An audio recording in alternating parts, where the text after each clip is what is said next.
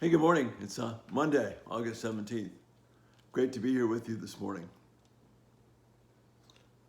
I want to look at some things that have been a theme of my church this summer. We've been working through First Peter, just excellent work by my pastor, Bill Slattery, and by Will Hunter, giving us really piercing insight to what Peter has got for us in this really rich portion of Scripture. And one of the key themes is God blessing his people when they're suffering. And we suffer not the way the world does, we suffer by trusting God. And this makes us stand out. So people will come to us asking for a reason. Why are you having this hope in the middle of all these struggles? And then that provides us, as it did for Peter's audience, to say the truth that is sustaining us. If we suffer just like the world does and don't have any hope, then why would they come to us? But if they see us enduring all the difficulties that are happening, that gives us a reason, gives them a reason to come to us.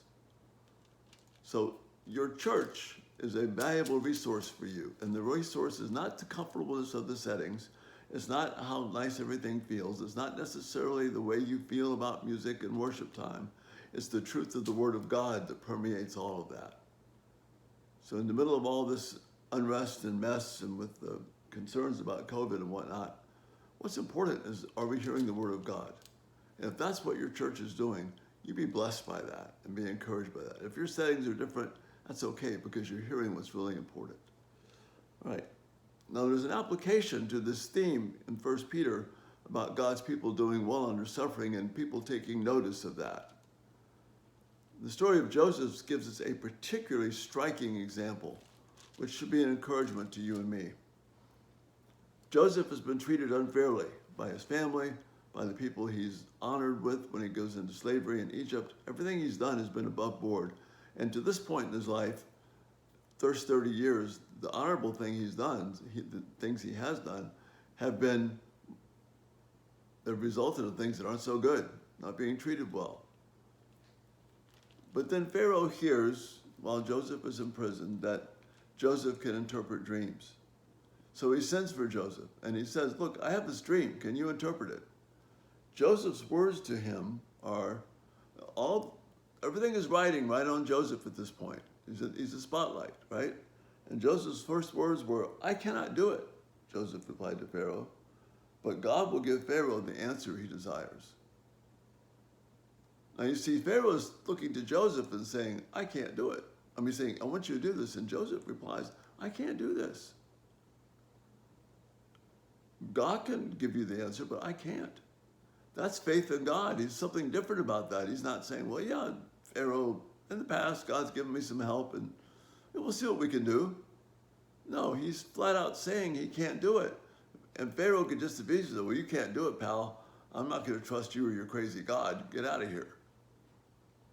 But Joseph gives honor to God, and then he interprets the dream. It's exactly as God told him. And it's not a very pretty dream, but Joseph gives him the answer anyway. Pharaoh's response to that, he's amazed. And he says, can we find anyone like this man, one in whom is the Spirit of God? Joseph has made an impact. And then Pharaoh goes on to say to Joseph, since God has made you all this known to you, there is no one who is discerning and as wise as you are. You shall be in charge of my palace, and all my people are to submit to your orders. Only with respect to the throne will I be greater than you. Someone who suffered well chose to honor God in the middle of his suffering, taking no credit for himself. This stood out to Pharaoh. And this is exactly what Peter is telling us. If our heart is to honor Christ, to suffer in the example that he gave us, which we read in 1 Peter 2, if that's my goal, God will bring honor to that just as he did to Christ. And we see that played out in a wonderful example with Joseph. So if you think things are hard and things are hard, you're being untreated fairly, probably are being treated unfairly, don't let that take you away from your goal is to bring honor to God.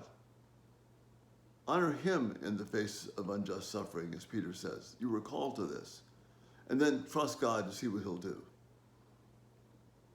And that's a promise for us. And he will honor us just as he honored Joseph. May not be in the same way, but he will honor us. And that's our hope for today. When things aren't going well, endure this for God. Bring honor to him. And let God do what he wants to do. And it can be a really blessed thing. You have a great day, and we'll see you tonight. Thanks so much for being here. Bye-bye.